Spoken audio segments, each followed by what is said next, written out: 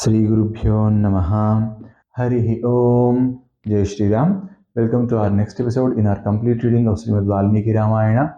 In the previous episode, we saw how the Pakshi Raja or the Grudha Raja, the evil king Jatayu, describes his entire lineage and tells how he came into existence. He tells about his parents. He tells about he traces his ancestry all the way till Kasyapa Prajapati. Now, SriRamachandra, Sitamaa, and Lakshmana listen to that. Now, all four of them they arrive at Panchavati. Now, in Panchavati, SriRamachandra looks at the thick forests. He looks at the beautiful river Godavari. He also looks at the beautiful ponds and lakes which are over there. Then he calls Lakshmana to him and says, "Oh Lakshmana, why don't you go ahead and build a nice Parnasala over here so that we all can stay?" So Lakshmana, you figure out the best place for Parnashala.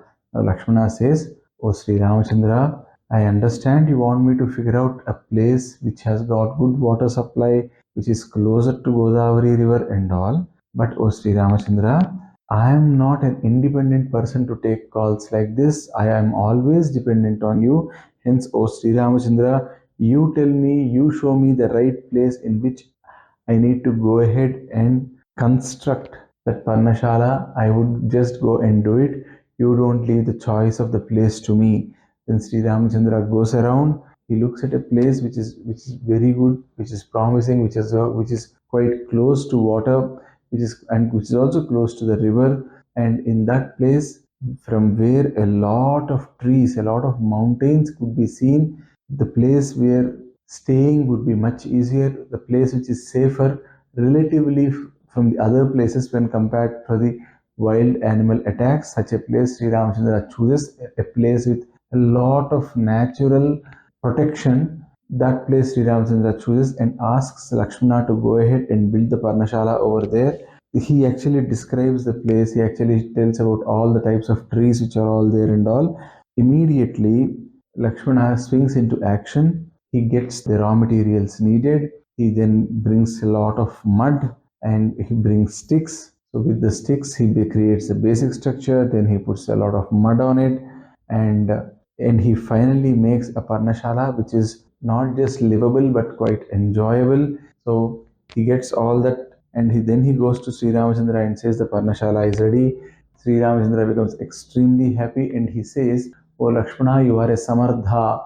You can do anything that you want to do, you would be able to do. You are an expert in doing multiple things. Oh Lakshmana, I'm so pleased with whatever you have done for us today."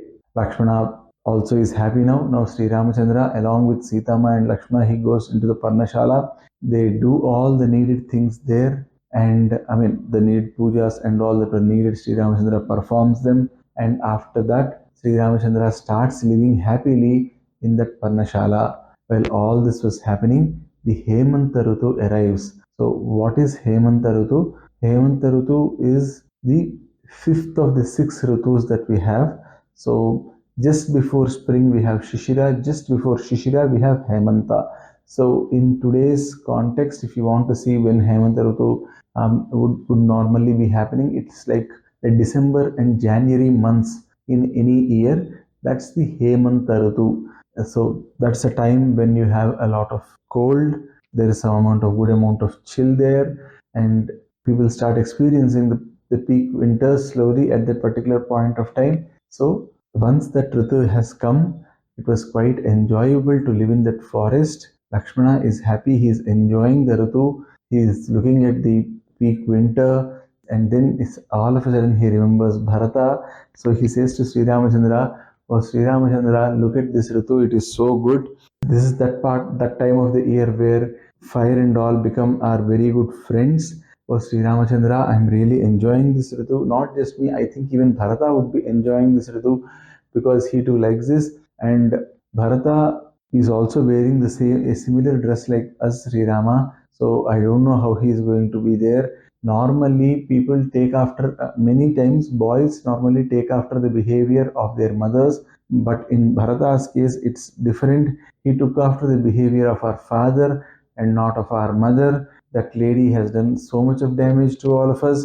saying this, he again enters into a diatribe where he starts insulting Kaikeyi. As Sri Ramachandra waits for a few minutes or a couple of minutes, probably Lakshmana was not relenting. He keeps abusing Kaikeyi and he keeps hurling insults at her. Sri Ramachandra immediately becomes very angry and he says, oh Lakshmana, I understand you are angry with Kaikeyi, but please never ever insult our mother. So Kaikeyi is our mother. You are not supposed to insult her. These all have happened because of time. And oh Lakshmana, I'm still waiting for the day when I'll get back to Ayodhya and be happy with you, Bharata and Shatrughna. Again, Sri Ramachandra is showing his brotherly love here. So the moment Sri Ramachandra speaks anything like this, Lakshmana's anger normally subsides. His anger subsides again, and he immediately feels sad that he has spoken all that stuff.